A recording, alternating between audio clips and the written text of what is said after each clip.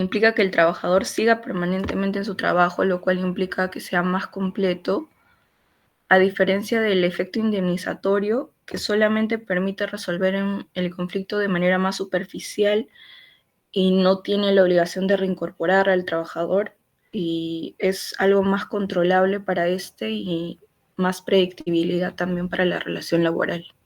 Gracias.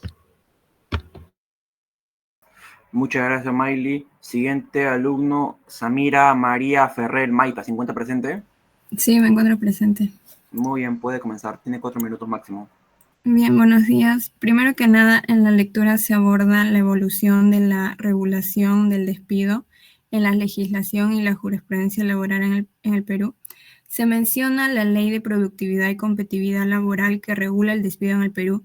Esta ley define los tipos de despido distinguiendo entre el despido arbitrario, que puede ser el incausado en el que no se expresa motivo, y el injustificado en el que se expresa un motivo pero no se prueba en el proceso judicial.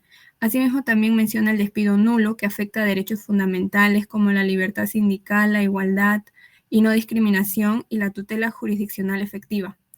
Dicho esto, me enfocaré en el punto 8 que trata la sentencia del Tribunal Constitucional en el caso Bailón Flores. Este caso se centra en un trabajador despedido que buscaba ser reinstalado en su puesto mediante la vía constitucional, mediante el amparo, después de haber sido despedido sin una causa justificada. Cabe mencionar que este caso se dio en un nuevo contexto legal debido al Código Procesal Constitucional de 2005, que cambió cómo se pueden presentar las demandas, ya que antes los trabajadores podían elegir libremente entre acudir a la vía laboral o a la vía constitucional para reclamar sus derechos. Sí, se pretendía que el amparo solo se pueda usar en casos excepcionales cuando no hay otra forma adecuada de proteger los derechos. Considero que en este caso entonces se muestran las limitaciones de las vías procesales disponibles para los trabajadores despedidos en el Perú, ya que el tribunal decidió que la reposición en caso de despido incausado o fraudulento solo puede solicitarse a través de la vía constitucional, creando así una situación incoherente y contradictoria con lo que planteaba el Código Procesal Constitucional, que tenía como objetivo que el amparo fuese un recurso excepcional y no una vía principal. Este cambio procesal también genera confusión porque no le permite a los trabajadores usar la vía laboral para impugnar ciertos despidos, considerando que tanto la vía constitucional como la laboral deberían ser igualmente efectivas. Asimismo, se le da una sobrecarga al recurso de amparo que debería ser utilizado solo en casos excepcionales donde no haya otras opciones. En conclusión de todo esto, creo que incluso si la decisión del tribunal buscaba proteger a los trabajadores, se crea incoherencia al limitar el acceso a un proceso más directo y común como el laboral, debilitando así la seguridad jurídica que la ley busca ofrecer. Gracias, Samira. Siguiente participación, John Romero Yogya. ¿Se encuentra presente? Sí, buenos días. Buenos días. Puedes comenzar, tienes 4 minutos máximo. Gracias. Yo quiero comenzar haciendo énfasis en la biografía del autor del artículo. Javier Neves Mujica es un abogado laboralista que combina no solamente la docencia, el análisis académico de la problemática de trabajo, sino que también ha tenido la oportunidad de ejercer un cargo en el Poder Ejecutivo. De tal manera que su aproximación al tema de los problemas laborales, del despido laboral, no es solamente desde la perspectiva académica, doctrinaria, sino también desde el ámbito del diseño de la política pública, la implementación, la evaluación de la política pública. Y me parece que ahí hace rico su análisis. En segundo lugar, en su artículo, al análisis del despido de la legislación y jurisprudencia peruana, Neves Mujica lo que hace es un análisis exhaustivo sobre la evolución en el marco normativo del Perú y en la aplicación de la norma, ¿no? El tratamiento del despido en el Perú, centrándose tanto en la legislación laboral como en los pronunciamientos del Tribunal Constitucional y la Corte Suprema. Y en este análisis puede advertirse, lo dice Neves Mujica, destaca las tensiones entre las normativas laborales y su interpretación judicial a cargo del Tribunal Constitucional o de la Corte Suprema. Y en esa tensión, el Tribunal Constitucional, por ejemplo, ha jugado un papel crucial en definir los límites y alcance del derecho al trabajo en el Perú. Pero también ha sido objeto de críticas al respecto cuando se señala que no ha manejado instrumentos del derecho internacional para para interpretar la legislación vigente, ¿no? Luego, en esta tensión entre lo normativo y la jurisprudencia, podemos advertir, por ejemplo, que el ámbito de la legislación laboral establece normas generales sobre el despido, como la ley de productividad y competitividad laboral, que define tipos de despidos: el incausado, que no tiene motivación; el injustificado, que tiene motivación pero no se acredita en el proceso; y el nulo y sus respectivas separaciones, ¿no? Y en el ámbito de la jurisprudencia se incluyen interpretaciones específicas de estas normas por parte del Tribunal Constitucional y la Corte Suprema, que pueden modificar o aclarar su aplicación. Neves Mujica nos dice que mientras en el Poder Legislativo el proceso es estático y se modifica a través de procesos legislativos, en la jurisprudencia uno advierte que el proceso es más dinámico y evoluciona con cada nuevo caso que se presenta ante los tribunales, ¿no? Subraya de que en la legislación se proporciona un marco general que debe ser seguido por el Tribunal Constitucional y los órganos que administran justicia laboral, y en el caso de la jurisprudencia lo que se ofrece son precedentes vinculantes que pueden cambiar la interpretación de la ley en casos específicos, lo que lo hace más dinámico. Muchas gracias. Muchas gracias, John. Sí, última participación, Rojas Barraza Nael, 50 presente. Sí, estoy presente. Buenos días, puede iniciar. 4 minutos máximo, por favor. Ok, gracias. Bueno, lo que trata la lectura en sí se regula el despido laboral en el Perú, tanto en las decisiones que se han ido tomando, y inicia más o menos, como lo dijeron mis compañeros, en la evolución, ¿no? Cómo el Tribunal Constitucional ha jugado este papel de cambiar la legislación de los despidos.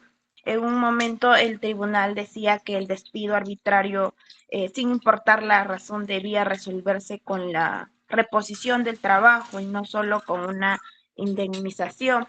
Pero después se cambió esta decisión por parte del tribunal, diciendo que solo este despido sin motivo debía terminar con la reposición. Pero si el empleador daba una razón pero no podía probarlo, ya no era inconstitucional, sino solo ilegal, y eso se resolvía con la indemnización. Para esto también da el autor tipos de despido: el despido arbitrario, cuando despiden sin razón o sin que esta razón sea válida; también el despido nulo, porque se basa en la violación de derechos importantes, como si despidieran por ser parte de un sindicato o por discriminación. También el despido fraudulento, que cuando el empleador inventa un motivo falso para despedirte. También da como que menciona sobre los plenos jurisprudenciales. En 2012, que decidieron que si se puede pedir la reposición del trabajador por vía laboral cuando hay despido incausado o fraudulento. En 2014 establecieron un plazo de 30 días hábiles para que un trabajador presente su demanda de reposición si lo despidieron de manera injusta. A esto también nos dan un ejemplo, nos da el autor, ¿no? Nos dice, cuando destaca este caso de Telefónica, cuando se pedía que se reponga a los trabajadores despedidos arbitrariamente, pero su postura cambió del tribunal, permitiéndole solo a estos indemnización. Y además, también en este caso en sí, el autor dice que en principio se despidió a cientos de trabajadores sindicalizados, lo que se consideró como una violación de la libertad sindical. Y esto, como resultado, se ordenó la reposición, o como lo mencioné, que también estaban pidiendo la indemnización, pero al final se dio su reposición, y esto también marcó un antecedente, ¿no? Y como reflexión, bueno, en conclusión, el autor, bueno, nos sugiere que para él ha sido ideal que este Congreso emitiera una ley que integrara todos los fallos del Tribunal Constitucional, y esto para evitar las confusiones sobre reponer a un trabajador cuando solo se le debería dar una indemnización y toda esta confusión que había. Y bueno, he concluido. Muchas gracias, Naeli. Gracias a todos los que participaron. Ay, Naeli, una corrección. Lo que mencionaste no es pleno casatorio, es pleno jurisdiccional. Bien. Sí, diga pleno jurisdiccional. Ah, perdón, te escuché casatorio. Lo siento. Muy bien, profesora. Ya puedes comenzar la clase. Muy bien, muchas gracias a todos los chicos y chicas que han participado. Como siempre, muy buenas participaciones en este salón. Vamos entonces ahora a empezar con la clase. A ver.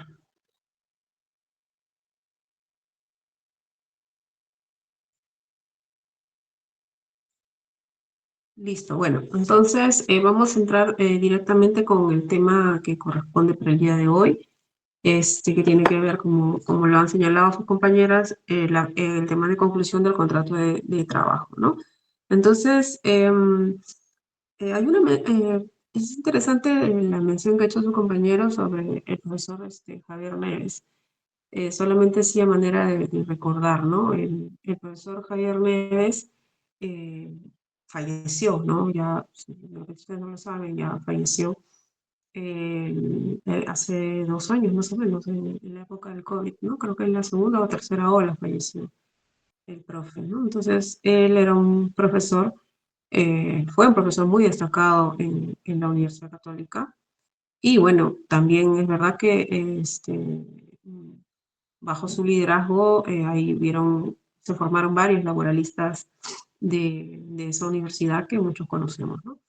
Entonces, su participación digamos, en la escena pública es bastante importante. Estemos de acuerdo con él o no, o sea, debo decir, ¿no? O sea, pero su legado y todas las cosas que él trabajó en favor de los derechos laborales son absolutamente importantes de recalcar. Y además, como digo, el profe ya falleció, lamentablemente se enfermó, él era una persona que tenía muchos problemas, tenía algunos problemas médicos crónicos que venía pues batallando, y definitivamente el COVID, como en muchos otros casos que pasó, al ser una persona con estos problemas ya que venía de tiempo atrás, el hecho de enfermarse fue pues terrible en su caso, ¿no? Entonces, y fue muy lamentable su fallecimiento, y por supuesto lo seguimos lamentando porque es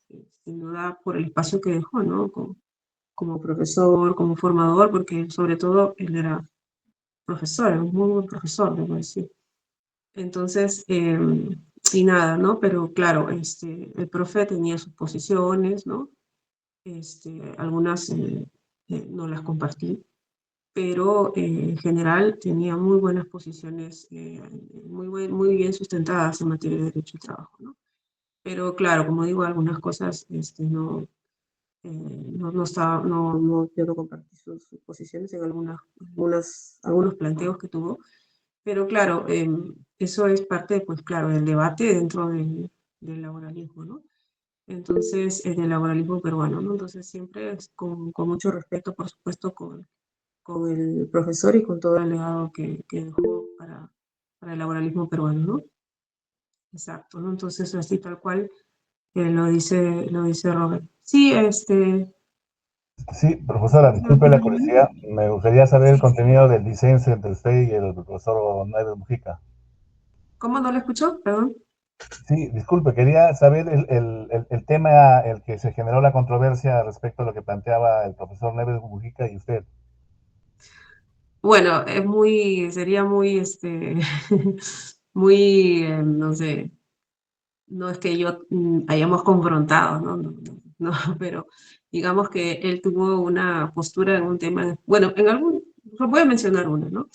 Y que yo no estuve de acuerdo con esa postura, ¿no? Pero al igual que yo, otro grupo tampoco estuvo de acuerdo. Tiene que ver con, en este caso en específico lo voy a mencionar para no alargar, porque el tema que tenemos es bastante amplio. Me acuerdo, uno de los últimos años antes de la pandemia, hubo un debate por el tema del caso Barrick, ¿no? Un caso muy, muy interesante. El caso Barrick fue un caso que llegó a la Corte Suprema, que era de unos trabajadores de un sindicato, de este sindicato, que estaban pidiendo el pago, la extensión el pago de un bono que le habían dado solamente a los trabajadores no sindicalizados.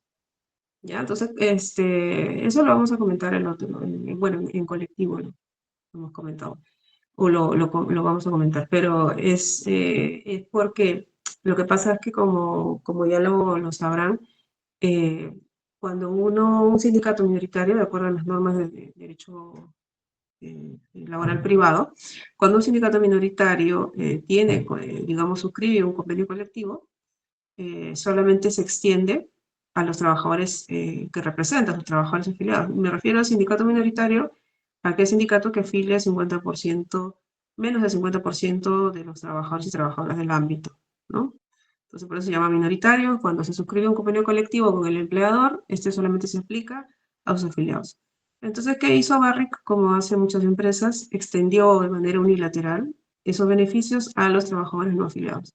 Desde mi punto de vista, ese es un acto antisindical, porque no, digamos, no forma parte de los acuerdos, ¿no? Es algo que deliberadamente hace el empleador de manera unilateral, desde mi punto de vista, para un poco socavar la fortaleza de los sindicatos, del sindicato con el que ha suscrito su convenio colectivo, ¿no? Entonces, lo que hizo el sindicato fue reclamar que a ellos también se les extienda este beneficio, ¿no? Que era en realidad el equivalente al bono de cierre de pliego que les habían dado a ellos por convenio colectivo. Entonces, lo que hizo la empresa, como dije, es extender este bono a los no afiliados. Entonces, el sindicato dijo, pero ¿por qué les das a ellos y no me das a mí? ¿No? Entonces, y la empresa no les quiso dar, ¿no? Porque era un bono como que supuestamente un bono libre, solidario, no sé qué, y creo que en realidad era una extensión unilateral de ese beneficio, ¿no? Entonces eso se judicializó y al final ellos venían ganando en primera y segunda instancia, ¿no? O sea, el hecho de que era un acto antisindical, el hecho de que también les tenían que dar a ellos, porque en realidad la motivación de no extenderles el bono era una motivación discriminatoria, porque decían, no te doy el bono a ti porque tú eres afiliado al sindicato, ¿no? Entonces a ti no te doy. Entonces, y lo que decía la empresa es que ellos ya tienen un bono producto del convenio colectivo, entonces no les puedo volver a dar. Entonces, pero ese era digamos, el debate, ¿no? O sea, primero que sí era un acto antisindical, la empresa decía que no, y que ellos lo habían hecho libremente por una cuestión de equidad y no sé qué. En fin, entonces esto se ganó en primera y segunda instancia, y cuando fue a casación, la Corte Suprema dijo que no les correspondía, que la empresa podía hacer lo que le daba la gana, en otras palabras, y que el sindicato no podía percibir ese beneficio porque ellos habían recibido un beneficio similar en el producto de su convenio colectivo.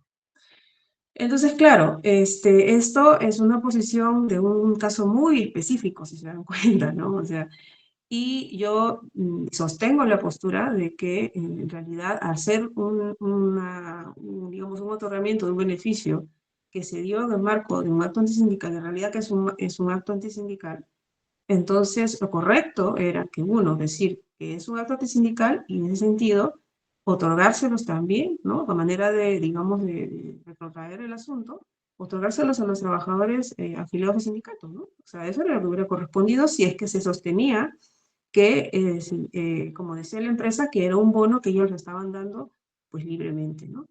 Entonces, y bueno, así como yo sostuve eso, otros abogados de trabajadores también sostenían ese punto de vista.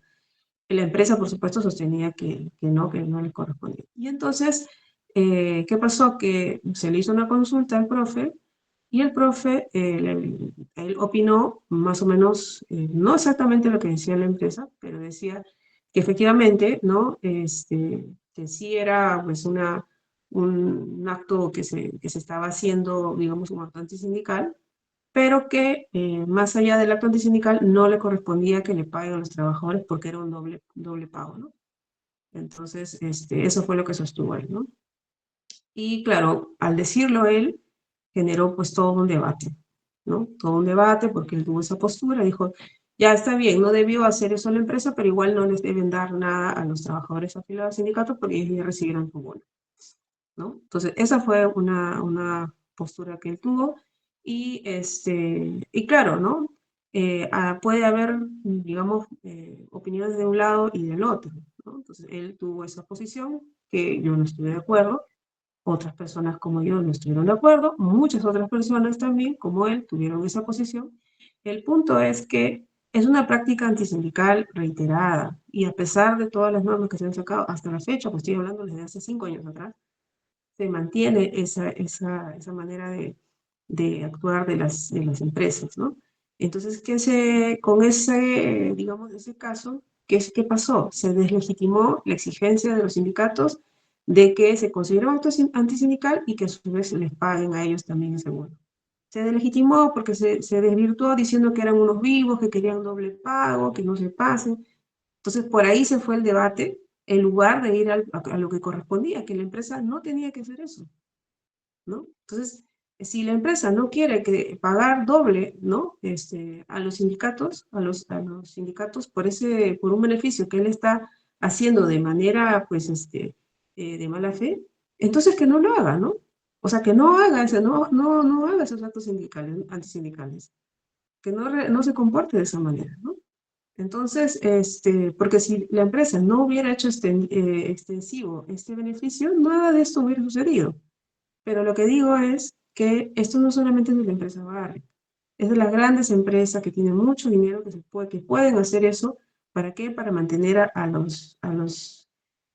digamos, a la afiliación a raya, ¿no? Por ejemplo, también sucedió el mismo caso en la empresa Hajduk, que es una empresa más de productos pesqueros, que es incluso abogada de ellos. Y de igual manera, FUNAFIL hace las verificaciones, dice un acto antisindical y todo, pero a la empresa le da igual, impugna las multas y sale la Corte Suprema con esa resolución y había muchísimos juicios en curso. Había muchísimos juicios en curso porque no son las únicas empresas que hacen eso, que hacen eso y lo siguen haciendo. En fin, eh, como les digo, es un caso ya, que digamos que es muy menudo, ¿no? Con cuestiones muy específicas, ¿no? Pero que claro, en el marco del laboralismo pueden haber posiciones así, ¿no? Que no se coincidan, ¿no? Entonces yo sigo sosteniendo lo mismo, ¿no? Y el profe, por supuesto, seguiría sosteniendo lo mismo, me atrevo a decir, ¿no? Pero bueno, esas son cuestiones que pasan en el marco, como dije, en este caso, por un proceso judicial, en fin, ¿no? Pero en términos generales, ¿no? Me ratifico en lo que he dicho, ¿no? Profesor me ha dejado un enorme legado en el tema digamos, del laboralismo peruano, definitivamente, ¿no? Entonces, eso, por supuesto, que es absolutamente innegable. Entonces, además, yo lo conocía de manera personal. Yo lo conocía de manera personal, era un muy buen tipo, en todo caso, es un muy buen tipo, una buena persona. Con él también hemos visto procesos, arbitrajes, ¿no? Él era árbitro también. Y, y bueno, pues lo conocí bastante y también trabajé con él en ese ámbito en muchos casos, ¿no? Como dije, arbitrajes, negociaciones colectivas, principalmente, ¿no? Y también como profesor también lo conocí, ¿no? Entonces, no quiero que me malinterpreten tampoco, ¿no? Pero bueno, así hay posiciones contrarias en todos lados, ¿no? Bueno, en fin, perdón para que les haya adentrado a este punto, pero John tiene la culpa, ¿no? O Tulio. Tienes la culpa de que me haya puesto a hablar otra cosa. O sea, tiene Pero no, un tranquilo. desarrollo profesional después de la universidad, el ¿Cómo? analista. No, decía que era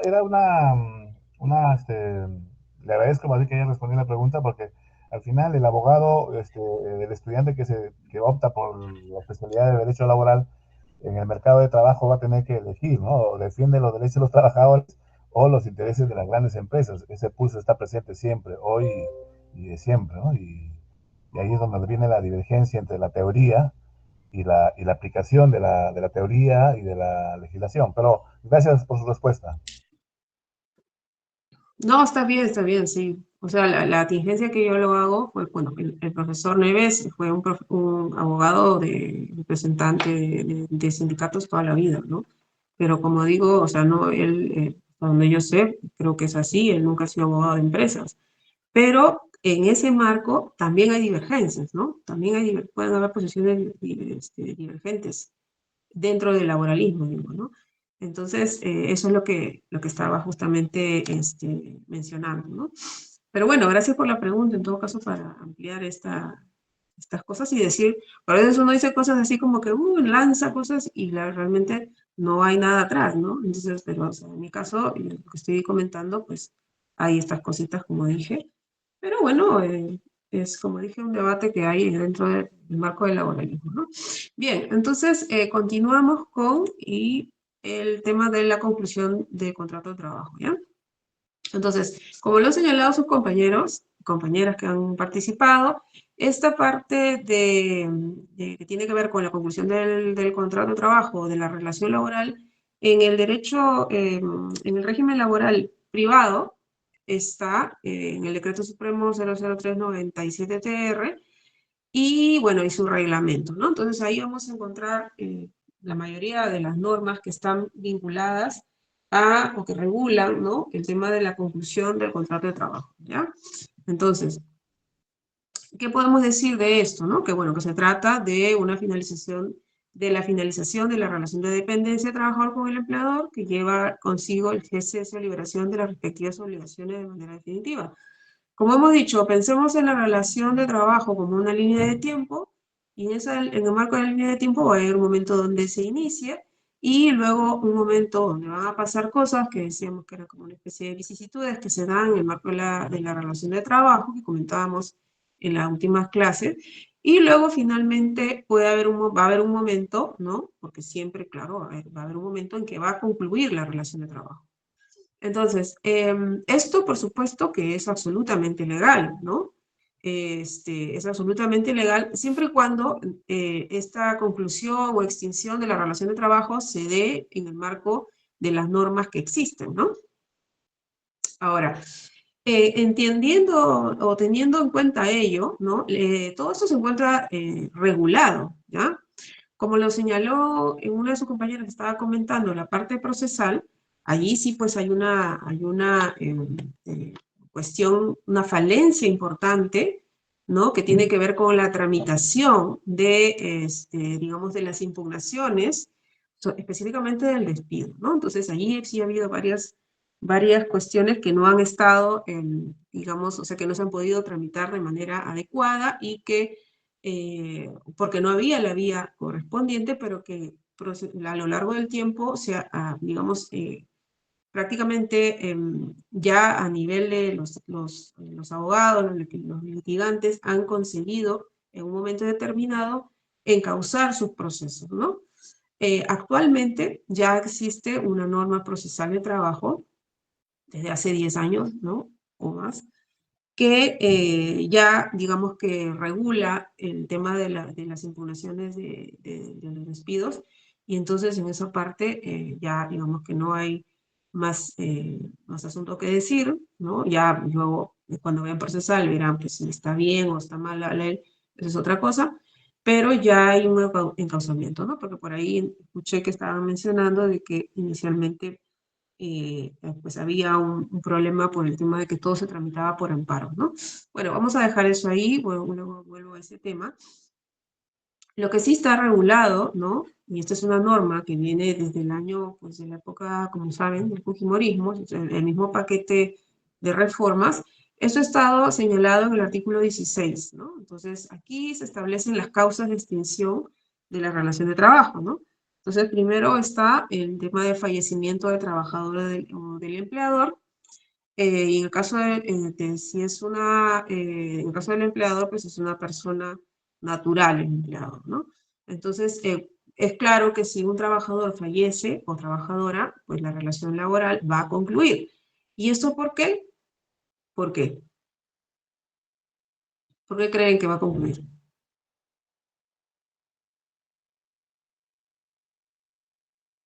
Porque ya no habría nadie que incumpla la prestación, ¿no? de la actividad laboral. Sí, muy bien, no habría nadie, pero, o sea, el trabajador no lo podría delegar, decir en su herencia que esto va a pasar a su hijo. No, porque es personal, como dice Sol. Muy bien, así es. Entonces recordemos los elementos de la relación de trabajo, ¿no? Entonces uno de ellos es la prestación personal. Entonces en este caso, si la persona, en este caso el trabajador, ya no lo va a poder realizar, pues en este caso porque ha fallecido, entonces va a concluir, ¿no? Se extingue la relación de trabajo. En el caso del empleador, esto va a suceder, o sea, con el fallecimiento del empleador, si es que el empleador es una persona natural, ¿no? Entonces ahí también. Ahora, en el caso también otra causal de extinción del contrato de trabajo, de la relación de trabajo, es la renuncia o retiro voluntario del trabajador con 30 días de anticipación. Entonces, aquí creo que está bastante claro, ¿no? Entonces, la renuncia o retiro voluntario del empleador, ¿no? Entonces, cuando hablamos de renuncia, quiere decir que uno toma la decisión, digamos, de manera libre de dar por terminada la relación de trabajo por la razón que sea, ¿no? Puede ser que consiga otro trabajo, puede ser lo que sea, ¿no? Entonces, pero, bueno, hay libertad de trabajo, eso está regulado, ¿no? Por la misma Constitución, entonces, si yo ya no quiero trabajar, nadie me puede obligar a continuar. Lo único que sí establece la ley es que tiene que haber una anticipación de 30 días, ¿no? Entonces, la ley señala que tú puedes renunciar a tu puesto de trabajo porque eres libre, el trabajo es libre, pero tiene que haber 30 días de anticipación, ¿no? Entonces, cuando hablamos de 30 días de anticipación, ¿no? Cuando hablamos de 30 días de anticipación, esto está pensado sobre todo en digamos, en el espacio de tiempo que va a tomar al empleador a sustituir a la persona que está renunciando, ¿no? Se podría entender de esa manera. Ahora, de acuerdo a la norma, ¿no? Se puede solicitar, el trabajador puede o trabajadora puede solicitar la exoneración del plazo, ¿no? De este plazo, y se debe tener por aceptado si es que no es rechazado dentro del tercer día de que lo haya solicitado, ¿ya? Entonces, ¿qué quiere decir esto? Que o sea, en todo caso se podría entender para que sea de mejor manera posible, que no hayan dudas, es que si yo renuncio tengo que hacerlo por escrito, ¿ya? Por escrito, porque luego si yo quiero hacer valer mi exoneración, entonces yo tengo que tener una fecha cierta o, bueno, o concreta, ¿no? De cuándo es que presenté mi renuncia, ¿no? Entonces, lo pueden hacer si quieren renunciar a su trabajo, con una carta, con un correo, como sea, sea, quede evidencia del momento, la fecha en la que tú estás solicitando la renuncia o presentando tu renuncia, ¿no? Entonces, y claro, si tú renuncias, ¿no? Y vas a pedir, primero si renuncias, pues mandas el documento, ¿no? O lo pones por escrito en tu correo y tienes que poner a qué fecha, ¿no? O sea, porque ya sabemos que la ley habla de 30 días. Entonces, si tú estás bien con los 30 días, pues 30 días, ¿no? Entonces, pero si, o sea, quiero decir, presento hoy día y de acá se va a hacer efectiva mi renuncia de aquí a 30 días. A eso me estoy refiriendo, ¿no? Entonces, eso también tiene que quedar claro. Si yo quiero una exoneración, tengo que ponerlo por escrito, con todos sus puntos y comas. Tengo que ponerlo por escrito, ¿ya? Tengo que ponerlo por escrito, tengo que decir, presento formalmente mi carta de renuncia, mi renuncia al puesto, solicitando se me exonere del plazo de 30 días, ¿no? El plazo de antelación de 30 días, considerándose mi último día de trabajo tal fecha. Y ahí yo tendré que poner, no sé, en 5 días, en 15 días, no lo sé, ahí lo tengo que poner. Tengan en cuenta que la ley habla de que si yo presento esa carta con esa exoneración, con el pedido de exoneración, si no me responden en 3 días, entonces se da por aceptada, ¿no? Si es que no me responden, ¿ya? Entonces, obviamente, si yo cuando presente mi renuncia, está un poco difícil que yo le presente y le diga, ¿sabes qué? Quiero renunciar mañana. Hoy día. O sea, puedes hacerlo, pero ten en cuenta que luego vas a tener que tener una aceptación de alguna manera del empleador, ¿no? Porque luego eso te puede generar algún tipo de inconveniente, ¿no? Sobre todo como estamos viendo que hay un plazo de 30 días de anticipación, hay un pedido de exoneración que tendrías que tramitar en 3 días, esperar 3 días, ¿no? Para que que te lo puedan conceder tácitamente o rechazarlo en ese plazo y eso, ¿no? Entonces, ¿por qué incido mucho en esto? Porque hay muchos casos de personas, bueno, con digamos, la alta rotación que tenemos de trabajo. Entonces, con la alta rotación que hay de trabajo, muchas veces sucede que están trabajando y no les gusta, ¿no? Y ya están postulando, ¿no? Eso es algo normal, que todos hacen eso, ¿no? Y ya están postulando a otro puesto, ¿no? Y entonces de pronto en el puesto de trabajo has pasado ya no sé cómo, han pasado entrevistas y todo, y les dicen, y esa es la mala costumbre que tienen en nuestro país, ya, mañana empiezas, ¿no? Entonces, ¿cómo haces con tu otro trabajo? Nunca avisaste nada, y ahora que te ha ligado, ¿no? De pronto, ¿cómo haces para salirte de este tema, ¿no? Entonces, sí, realmente se puede generar un tremendo lío, ¿no? Pero lo que les puedo decir en general es que en estos casos, de lo posible, traten de observar las formas, ¿no? Los plazos de renuncia, el pedido de exoneración, etcétera. Y conversen con el anterior, con el nuevo, con su posible o con su futuro empleador y bueno, sobre todo con el nuevo empleador para que les tenga en cuenta pues estos plazos que ustedes tienen que manejar, ¿no? Porque también a veces uno por miedo me dice, ya, mañana empiezas, y tú ya, pero no sabes, ni siquiera has presentado tu carta, ¿y cómo te vas a ir? Tienes que presentar tu carta, hacer digamos, entregar tu cargo, ¿no? Tu fotocheck, tus papeles, tienes 50.000 pendientes, ¿cómo lo vas a hacer, no? Entonces, traten de manejar eso y siempre hablar, ¿ya? Entonces, pero en última instancia no los pueden obligar a quedarse, ¿ya? Si bien es cierto, hay un plazo, no pueden obligarlos a quedarse cuando ustedes ya no quieren trabajar, ¿no? Porque eso es lo que a veces sucede y digamos que es una delgada línea, ¿no? Entre que te obliguen a que te quedes los 30 días y entre que tú ya no quieres y te tienes que ir, ¿no? Entonces, ¿qué pasa, no? Que ha habido casos donde, judiciales, ¿no? Que la persona, ¿no? O judicializados, que la persona, trabajador, pidió exoneración, no le dieron la exoneración, le dijeron te quedan los 30 días, y esa persona, pues ya tenía otro puesto de trabajo que le estaban esperando, ¿no? Entonces, él simplemente, como él dijo, hasta tal fecha, y le dijeron que no, entonces él dijo, me voy igual, se fue, y y le hicieron un proceso disciplinario, ¿no? Por abandono de trabajo, ¿no? Dijeron, no, entonces él ha hecho abandono de trabajo y vamos a sancionarlo, ¿no? Incluso le hicieron hasta un procedimiento de despido cuando él ya ni siquiera estaba por abandono de trabajo.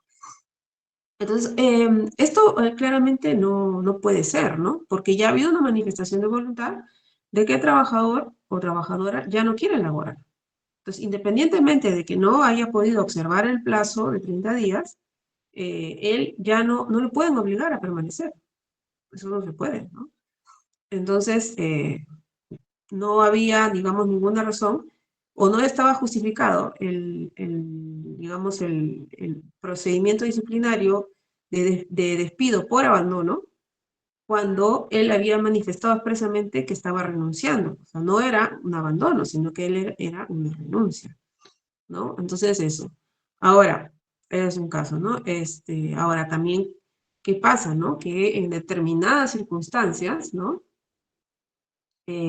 Muchos empleadores, algunos empleadores, o sea, lo que sucede normalmente es que si tú te pasa, tienes la mala suerte de que pasa esto y te tienes que ir y el empleador no quiere y igual te vas, el empleador no va a hacer en realidad nada, ¿no? Se va a decir, bueno, ya se molestará, ¿no?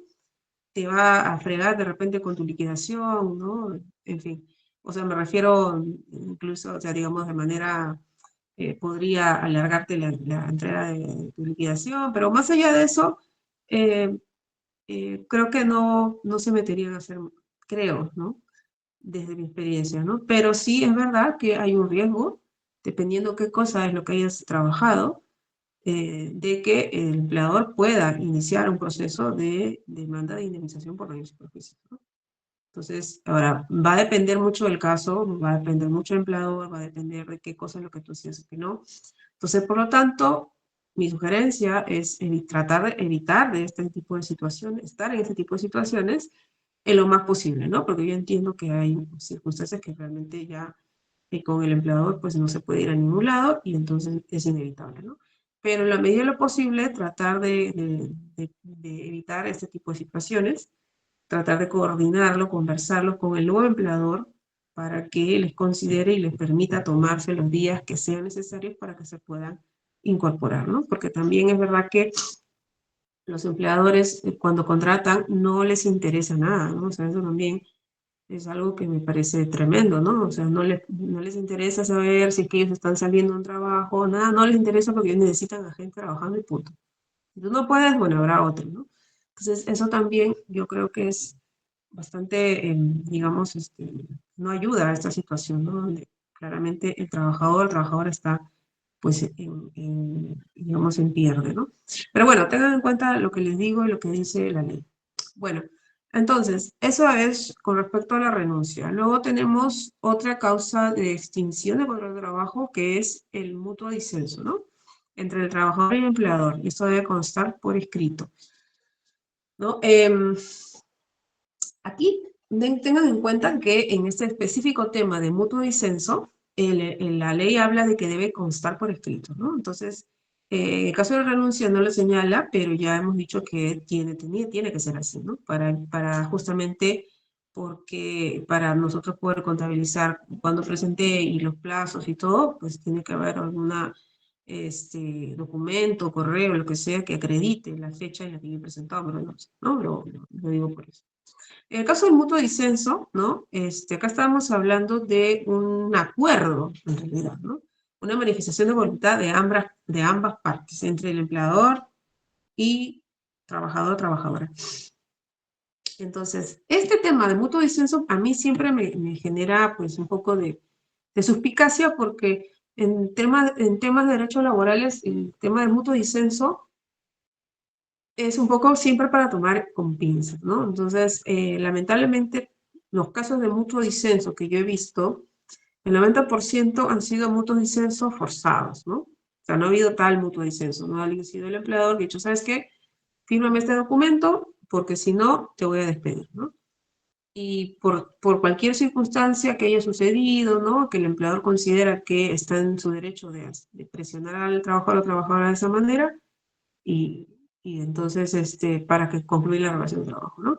Entonces, pero la norma lo permite, ¿no? ¿Qué dice? A ver, Robert, ponga ahí tu ejemplo mejor, Robert. O sea, es un caso reciente que ha tenido su audiencia este año, todavía no hay sentencia hasta lo que recuerdo, pero era un caso donde a un trabajador que había sido presidente del sindicato lo habían obligado a firmar un mutuo disenso porque había estado todo un año, lo habían hostigado, le habían estado pareando de puesto de trabajo, lo habían movido de local, incluso el trabajador en la audiencia mencionó que había recibido amenazas de muerte hasta su familia, y bueno, tuvo que firmar el mutuo disenso para irse de la empresa, pero en el mutuo, que fue lo que terminó impugnando, le estaban prohibiendo tener relación con el sindicato de la empresa, donde había sido presidente, pues la empresa quería cortar a una figura importante del sindicato, en un mutuo disenso.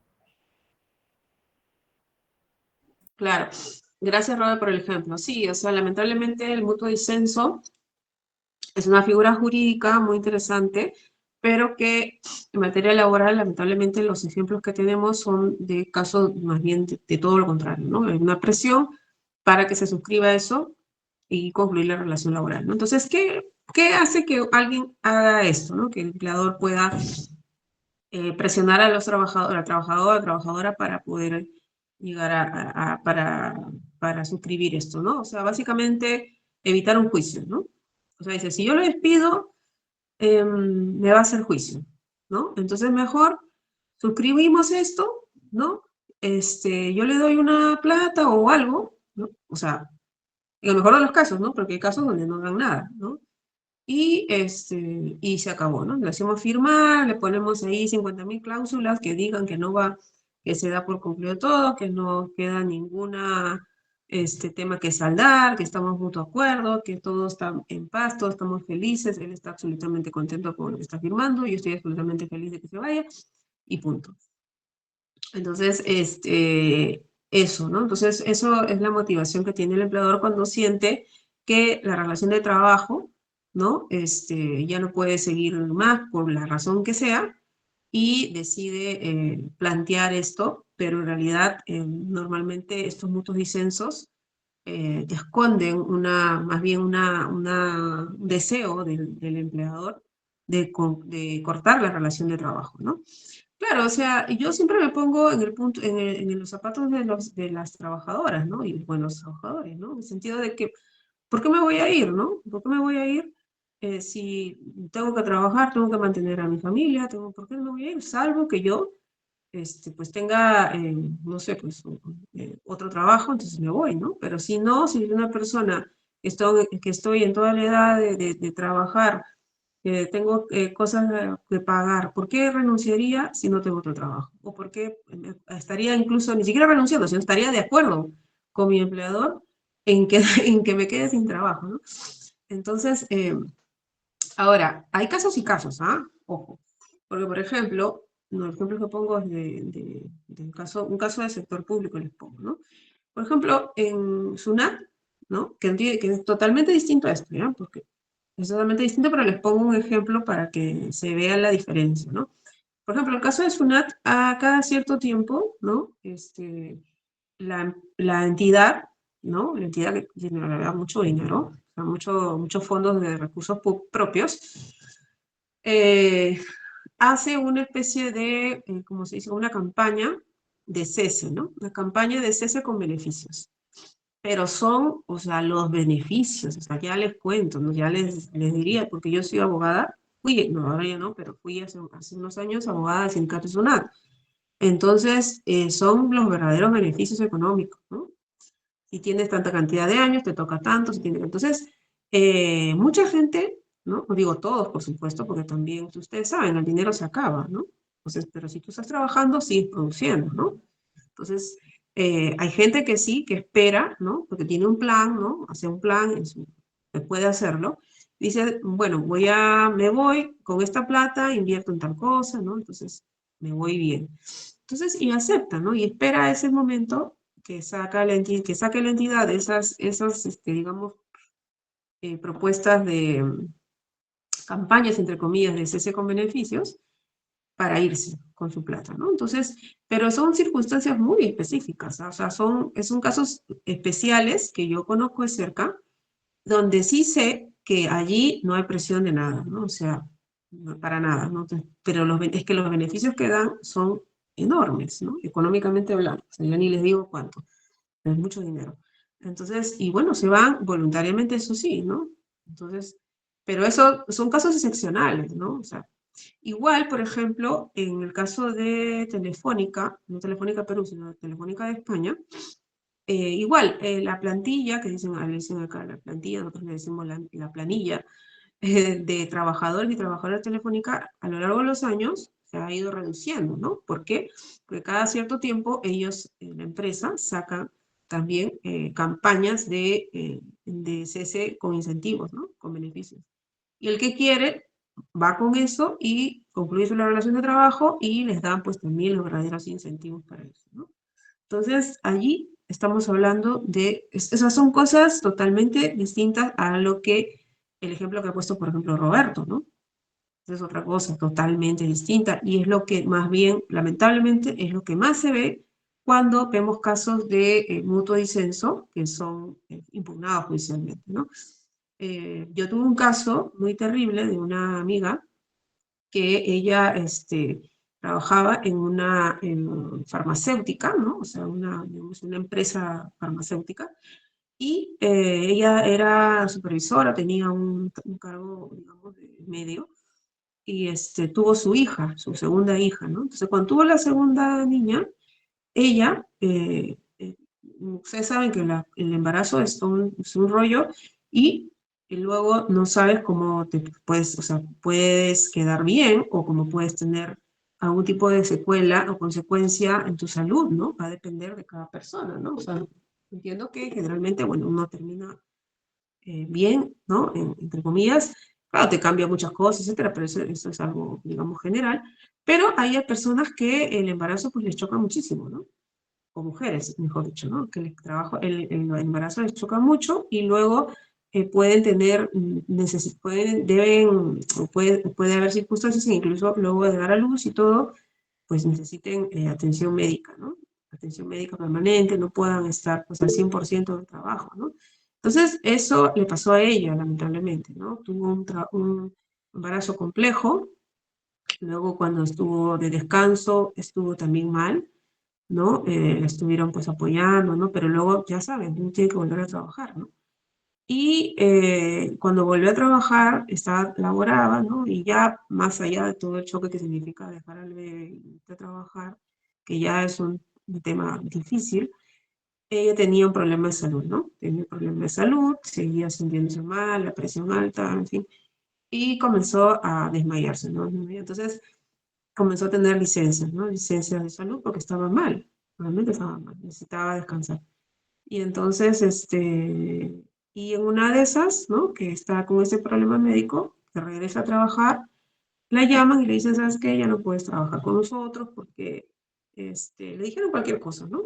Pero obviamente la razón era que no le gustaba que ella se esté enfermando, ¿no? Que ella esté mal y no le podían entender, no le podían apoyar, no podían entender su condición, que estaba, pues, encima había dado a luz hace poco, tenía 2 niños, 2 bebés, y entonces, pero no, pues el empleador pues, estaba más preocupado de que pues, la productividad, ¿no? Entonces, le dijeron cualquier cosa, pero obviamente era porque ella estaba sintiéndose mal y estaba, pues, había tenido varios episodios de descansos médicos. Pero también, o sea, una persona se puede enfermar, ¿no? ¿Cuál es el punto, no? Sino que ella decía, no, ahora está dando a luz, ha tenido su descanso médico, ahora nuevamente salió de descanso y entonces claramente había pues una total, digamos, falta digamos, de entendimiento de que ella había tenido un tema pues de gestación y demás y que podría haber estado con una situación complicada, ¿no? Pero obviamente ella cuando volvía estaba pues trabajando, ¿no? No se la pasaba pues sin hacer nada, ¿no? Sino que necesitaba pues era un proceso, ¿no? Es así, es un proceso que tú te vas recuperando. Pero la empresa pues no le pareció y la obligó a presentar, a suscribir un mutuo disenso, ¿no? Y fue terrible porque, claro, sí le dieron una bonificación, ¿no? Sí le dieron una bonificación, pero ustedes no tienen idea si fue para ella, que ya venía mal con su problema de salud, ¿no? Que tenía que atender a un bebé en casa, ¿no? Que estaba mal, o sea, de salud estaba mal, no estaba bien. A pesar de eso iba a trabajar. Bueno, tener que, además de eso, perder el trabajo, a pesar que le dieron un bono, ¿no? Que tampoco era una millonada, pero era un bono, digamos, fue un golpe psicológico tremendo para él, ¿no? Entonces, claro, ella dudó, se enfadó, ¿no? Me llamó cuando ya era muy tarde, pero yo hablé con ella y pues, de verdad que, pobrecita, no sé, de verdad que no se le deseo a nadie pasar esa situación. Porque es que te digan que no sirves, ¿no? Que no sirves a pesar que eres una mujer que estás en todas tus facultades, solo que estás pasando por un proceso, ¿no? Un proceso físico, digamos, de salud, que vas a superarlo, pero pues eso no se entiende, ¿no? Entonces, fue muy terrible, la verdad, fue muy terrible. Y claro, le hicieron firmar este famoso mutuo disenso, ¿no? Con 50.000 cláusulas donde decía que todo estaba bien, que las partes estaban de acuerdo, que no había nada que reclamar, que se le prohibía, que no, para nada ella iba a podía presentar ninguna demanda judicial, ningún reclamo adicional, ningún tema de indemnización. O sea, le habían puesto una cláusula que le pedía todo, le pedía todo. Entonces, y ella ni siquiera lo pudo leer porque le dio una crisis, pero lo firmó. Lo firmó y luego se arrepintió, pero ya, y le hicieron esa jugada de ponerle todo su liquidación más el bono, todo en un solo cheque. Ya creo que antes hemos conversado de esa estrategia que hacen los empleadores para, digamos, que los trabajadores impedir que se arrepientan luego de haber firmado estos acuerdos, incluso de cobrar estos beneficios. Bueno, en fin, es un ejemplo que les pongo, ¿no? En fin, sí, al igual que ha dicho Roberto, este tema de mutuo disenso para mí, en realidad es sumamente con pinzas, va a depender del caso en concreto. Yo pienso que efectivamente no habría razón para que se tenga o sea, se puede mantener la figura, pero es algo que tiene que verse con mucho cuidado, ¿no? Con mucho cuidado, porque en realidad los casos donde efectivamente hay un acuerdo y las partes son absolutamente conformes con lo que han firmado son excepcionales, no es la media. Bien. Bueno, esto es con respecto a este tipo de causa de extinción o esta causa de extinción de la relación de trabajo, y luego tenemos la conclusión del contrato sujeto a modalidad. Bueno, esto ya lo hemos hablado cuando hemos visto temas de contratos modales. Entonces acá claramente el motivo de la conclusión de la relación de trabajo es la conclusión del plazo, ¿no? Del plazo para del plazo del contrato, ¿no? Entonces, pero acá ya sabemos, porque esto ya lo hemos conversado antes, que también no es una, digamos, es una carta en blanco, ¿no? Pues, y todo lo contrario, ¿no? Todo lo contrario. Aquí hay que revisar bien, ¿no? Si es que efectivamente, ya, venció el contrato, acabó tu relación laboral, pero esa causa objetiva de la contratación que está señalada en tu contrato, ¿es real o es un fraude a la ley?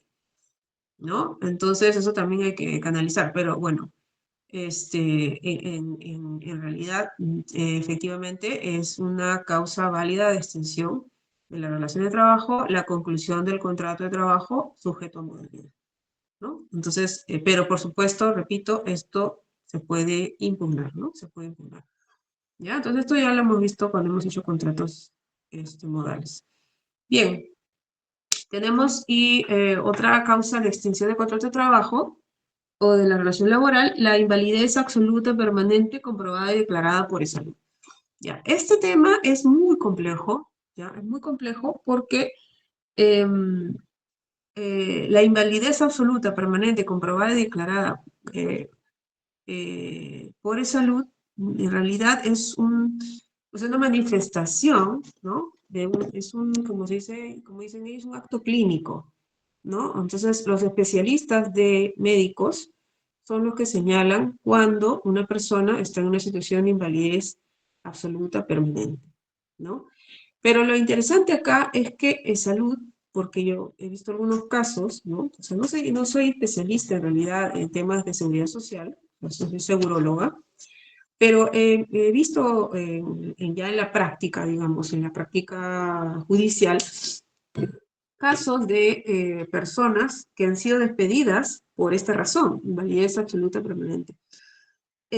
Pero en base a a ver, cuando uno va digamos, tiene una enfermedad o lo que fuere, tiene que sacar la licencia, lo que hablábamos en la última clase, las licencias por salud, ¿no?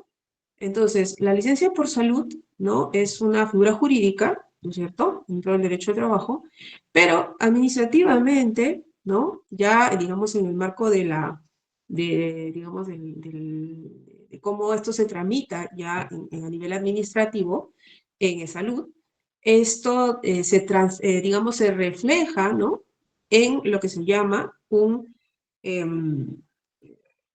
certificado de incapacidad temporal para el trabajo, ¿no? Certificado de incapacidad temporal para el trabajo, un CIT. Entonces, este documento es un documento que expide el médico tratante, ¿ya? Entonces, el médico tratante, que donde tú has ido por la razón que sea, y ha visto que tienes esta condición, entonces va a decir, ya, este es el CIT, ¿no? Entonces te hago y te dice, tal fecha, está incapacitado para trabajar. Es una incapacidad temporal para el trabajo. Por eso se llama certificado de incapacidad temporal para el trabajo. ¿Ya? Entonces, esto es un acto médico. Los médicos lo hacen, nadie más lo puede hacer. Nadie más. Y ese certificado de incapacidad temporal para el trabajo lo expide el médico de e-salud. Ojo, e-salud. No los médicos de clínicas privadas. Los médicos de clínicas privadas lo que emiten es un certificado médico, ¿no? Un certificado o un descanso médico, perdón. Ahora, si tú quieres hacer valer ese descanso médico, ¿no? Digamos, para efectos digamos, de subsidio, ¿no? De subsidio de salud, ¿no? Tienes que hacer un canje en e-salud, donde el e-salud, ¿no? Digamos, tú le presentas ese certificado de descanso médico del médico privado y ellos lo validan y si les parece que es correcto, ¿no? Ya eso, ¿cómo lo hacen ellos? Ellos son los médicos. O sea, ahí no tenemos ni voz ni voz, la verdad. Entonces, ellos verifican, ya este certificado de este descanso médico, ya. Entonces, muy bien. Se le cambia, ¿no? Se hace el cambio con un ciclo, certificado de incapacidad temporal por el trabajo. Y con eso reciente subsidio, ¿ya? Ojo. Entonces, es un tema sumamente complejo, quiero decir. Es un tema sumamente complejo y salud tiene infinidad de directivas internas que regulan estas cosas y que también se van cambiando con el tiempo. Entonces, el tema de la invalidez absoluta, permanente y comprobada declarada por salud, en realidad es un acto médico donde los médicos señalan, pues, porque los médicos son los, como decía, que establecen cuánto tiempo de descanso médico vas a tener, ¿no? Entonces pueden decir ya tantos días, y luego la situación sigue mal, ¿no? O sea, digamos, la salud sigue mal, entonces van a extender y así, así. Entonces, va a llegar un momento, ¿no? En que, y todo esto es temporal, ¿no es cierto? Porque es digamos, es un descanso médico temporal. Pero luego, el médico va a tener que analizar y ver si es que tu situación de salud en realidad te va a imposibilitar, ¿no? O incapacitar de manera permanente para ir a trabajar, ¿no? Entonces, ese es un acto médico sumamente complejo y difícil de dar, y los médicos no lo dan. No lo dan los médicos. O sea, es raro que lo den. Yo nunca lo he visto, la verdad, ¿no? Incluso yo tenía un caso de un trabajador que estaba muy, muy mal. Estaba muy mal, tenía una serie de enfermedades que no voy a decir.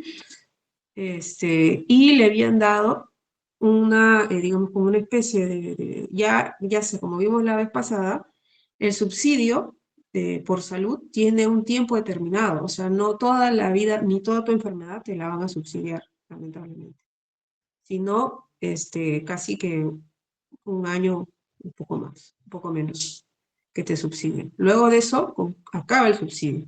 Entonces es complicado, porque acaba el subsidio y ¿cómo vas a vivir? ¿De qué vas a vivir? Esa es otra cosa. Pero bueno, en ese punto, lo que hacen los médicos es analizar, porque todo ese tiempo que tienen subsidio, lo pueden ir extendiendo el SIT, pero luego va a llegar un momento en que van a tener que resolver si es que esta persona pues va a poder, para efectos de trabajo, va a poder volver a trabajar o no. Y para eso tendrían que determinar si esta incapacidad para el trabajo o esta invalidez es permanente, es absoluta y permanente. Entonces, obviamente, son muchas las circunstancias que podrían, entiendo yo, médicamente hablando, que yo no soy doctora ni para nada, ni médica, me quiero decir. Entonces, y por supuesto los médicos, pues para dar un diagnóstico así, pues es complicado, ¿no? Lo que he visto, como dije en este caso, este chico que estaba mal, era ya pues una enfermedad, que bueno, que ya, digamos, ¿cómo le dicen? Estaba, ¿cómo le dicen a cuando la enfermedad ya no, aparentemente ya no va a curarse? ¿Cómo le dicen eso?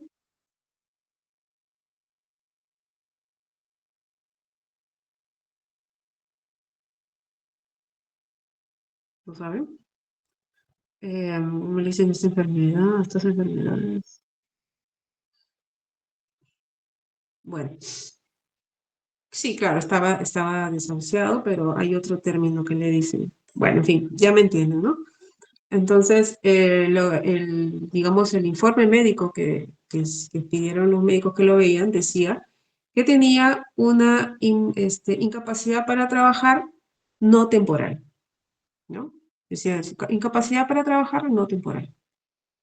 Entonces, no decía en absoluto que era permanente, no decía permanente, decía no temporal, ¿no? Entonces, claro, porque con este diagnóstico, pues evidentemente no estaríamos encajando en lo que dice este supuesto del artículo 16, ¿no?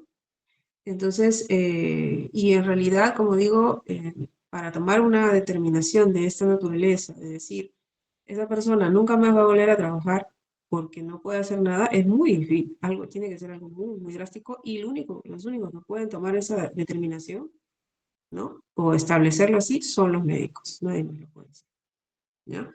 Tengamos en cuenta que, de acuerdo a la Ley de Seguridad y Salud en el Trabajo, si la persona tiene algún tema de salud, el empleador tiene que reubicarlo en algún lugar donde pueda realizar su labor que no afecte su salud, ¿no? En ningún caso esto va a significar un despido, ¿no? O podría significar un despido, ¿ya? Entonces, bueno, eso quería mencionar en torno a esta causal.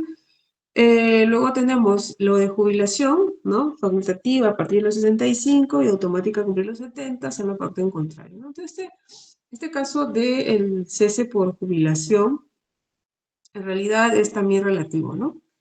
Es relativo, pues estamos hablando del sector privado, ¿no? Estamos hablando del sector privado, régimen privado. ¿Por qué? Porque, bueno, para empezar, la persona puede trabajar, ¿no? Luego de cumplir los 65 años puede seguir trabajando, ¿no? Entonces, y para esto incluso, ¿no? O sea, no quiere decir que el empleador lo tenga que cesar necesariamente, ¿no? O sea, mejor dicho, no lo puede cesar. Lo que dice la ley que es automática cumplir 70 años salvo parte en contrario. Entonces, si la persona a partir de 70 años va a continuar trabajando, en teoría lo que tendría que haber es digamos, como una especie de acuerdo, manifestación de voluntad del empleador y del trabajador, indicando que la persona va a continuar laborando, ¿no? Entonces, pero aquí hay un tema importante a tener en cuenta, que el motivo de jubilación, ese motivo es jubilación. Entonces, ¿qué significa? Que la persona va a acceder a o sea, no lo dice ahí, pero lo que se podría entender es que la persona estaría, digamos, siendo cesada porque estaría, digamos, en condiciones, ¿no? O estaría ya, digamos, expedita para recibir su pensión de jubilación, lo cual es absolutamente relativo. Ya le hemos dicho que el tema de seguridad social en nuestro país, lo que tiene que ver con pensiones, es una desgracia, ¿no? Entonces, yo por aquí no podría, desde mi punto de vista, ser una causal válida, ¿no? Yo creo que claramente tendría que tenerse en cuenta que la persona, o evidenciarse, ¿no? Que la persona de verdad va a acceder a una jubilación, porque la causal es jubilación. Ojo. ¿Qué pasa si la persona no cuenta con, digamos, los requisitos para acceder a una jubilación? De igual manera lo van a cesar. Si la persona se queda sin trabajo, ¿de qué va a vivir? Entonces es un tema complejo, más allá de decir también, porque también ese es mi punto de vista, que ¿por qué podemos decir que una persona a partir de los 70 años, ¿no? Automáticamente debe ser cesado? ¿Por qué? Eso sí lo hacen, ¿eh? En el sector público lo hacen. A mí me parece que esto no podría manejarse de esa manera, ¿no? Las personas, por ley, no puede establecerse cuándo hasta qué punto, o a partir de qué edad van a seguir o no seguir pudiendo trabajar. Yo creo que esto depende más bien de cómo está la persona, digamos, en qué facultades se encuentra, ¿no? ¿Puede seguir trabajando? ¿Está en pleno uso de sus facultades? Yo creo que esa es la pregunta, no que por ley se diga que a partir de los 70 las personas tienen que dejar de trabajar. Pero, o sea, no es por edad, ¿no? O sea, no puede ser por edad. La edad es un indicador, podría ser un indicador, pero no tendría que ser resolutivo, o sea, no tendrías que decir, tengo 70, entonces te vas. Yo tengo mi papá bueno, que sigue conmigo, ¿no? Y él tiene 80 años, ha cumplido 80 años. Y él está muy lúcido y se va todas las tardes a trabajar. Él es organista. Él es organista de una iglesia que queda, que no les voy a decir dónde, que queda ahí en Pueblo Libre. Él es músico, entonces todas las tardes le va a tocar ahí la música en la iglesia. A la iglesia que queda por ahí por Pueblo Libre. Pero está muy lúcido, él está muy lúcido, él va de la casa hasta allá, ¿no? Por supuesto, en transporte público. Nosotros, bueno, la casa de mi familia queda en el RIMAC, y todos los días se va hasta Pueblo Libre en micro, y va y viene, ¿no? Y hace su trabajo, ¿no?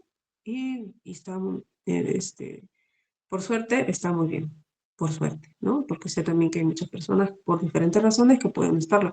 Pero lo que voy es, si una persona está bien, ¿por qué vamos a sancionarlo con eso, con quitarle el trabajo por solamente la edad? Me parece absolutamente injusto, ¿no? Injusto y inhumano, inclusive.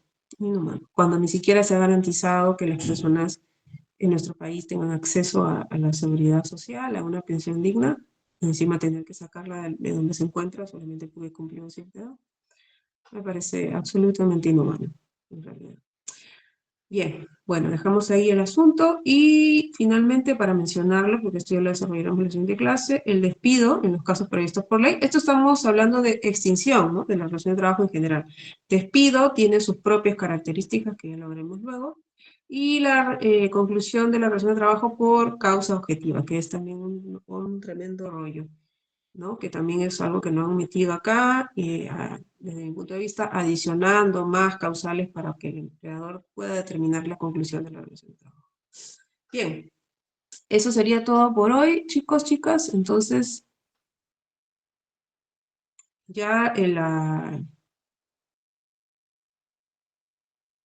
ver qué dice acá, compañero. La jubilación no tendría que verse más como una compensación por todos los años trabajados que como un castigo. Sí, en realidad sí, ¿no? O sea, lo que sucede es que, claro, o sea, uno dice, yo no quiero trabajar toda la vida, ¿no? Uno cuando es joven, ¿no? Incluso a mi edad, dice, yo no quiero trabajar toda la vida, yo solamente quiero trabajar una parte de la vida y luego, con mi pensión, dedicarme pues a descansar, a pasear, ¿no? A hacer cosas, otras cosas, ¿no? Claro, eso es lo que todos quisiéramos, ¿no?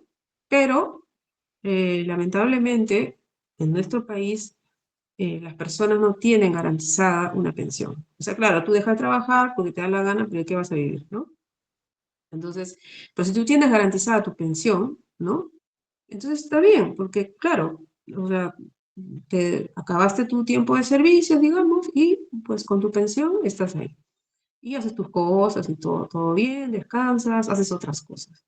Entonces, eso me parece que está muy bien, pero lamentablemente en nuestro país no está garantizado tener un acceso. Ni siquiera hablo de pensión digna, estamos hablando ni siquiera de acceso a la pensión. Mucha gente se va a jubilar y no, o va a llegar, digamos, a la edad de jubilación, pero no te va a tener jubilación. ¿Y de qué va a vivir? ¿No? Entonces es un tremendo, tremendo problema. Ahora, eso por un lado. Por otro lado, que no puedo dejar de mencionar que también nuestro país tiene un tema de, ¿cómo se llama? De capacitismo, ¿no? O sea, de la persona que vale lo que produce, ¿no? Esa idea tan neoliberal, tan ultracapitalista, ¿no? De que vales lo que produces, si no produces no vales nada. Entonces, lamentablemente esa es una idea que se tiene instaurada, ¿no? En la cabeza de muchas personas, y por eso es que vemos que cuando llegan a cierta edad y comienzan a no poder producir, por supuesto, por muchas razones, ¿no? Puede ser por edad, puede ser porque es una persona que tiene una discapacidad de otra naturaleza, etcétera. Entonces, pues lamentablemente la sociedad, ¿no? Y lo digo en general, comienza a ver a esa persona de esa forma, ¿no? Y la persona misma se comienza a sentir de esa manera, ¿no? Entonces vemos el tema, pues también de los problemas de salud mental. Entonces ya es otra cosa que también es importante que se tenerlo en cuenta, ¿no? Lo que sucede, ¿no? Entonces las personas tienen que sentirse, pues, valoradas, ¿no? O sea, necesitan eso. Y todos necesitamos eso en realidad, ¿no? Entonces, eh, y lamentablemente, pues, vivimos en un país, ¿no? Tan hostil contra las personas que no, que paulatinamente pueden dejar de producir o que nunca van a poder producir porque, por ejemplo, tienen discapacidad. ¿no? Por ejemplo, intelectual, ¿no? O alguna de estas cosas y que pues está en una situación absolutamente precaria, ¿no? Es una tremenda, tremenda pena. Y bueno, ahí lo voy a dejar porque yo ahí tendría muchas cosas que decir, pero vamos a dejarlo ahí, chicos. ¿Ya? Entonces, bueno, nada, continuamos la siguiente clase, ¿ya? Robert, la encuesta, por favor. Sí, chicos, ya está la encuesta en el chat de WhatsApp, por favor, vayan llenándola ya cuando tengamos los resultados se los compartiré a la profesora. Muchas